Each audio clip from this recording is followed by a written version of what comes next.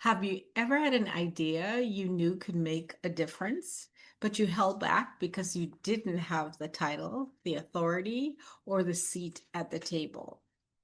Here's the truth: leadership isn't given, it's grown inside you. When you strengthen your inner presence, your outer influence flows. So let me ask you, what would shift if you stopped waiting for permission and started showing up as the leader you already are? In my upcoming microlearning session, Power Moves Without the Title, Leading from the Inside Out, we'll be exploring how we can speak with presence when the stakes are high, reframe resistance into resilience, and build a self-trust that makes others trust you. This isn't about chasing a title. It's about creating impact from the inside out.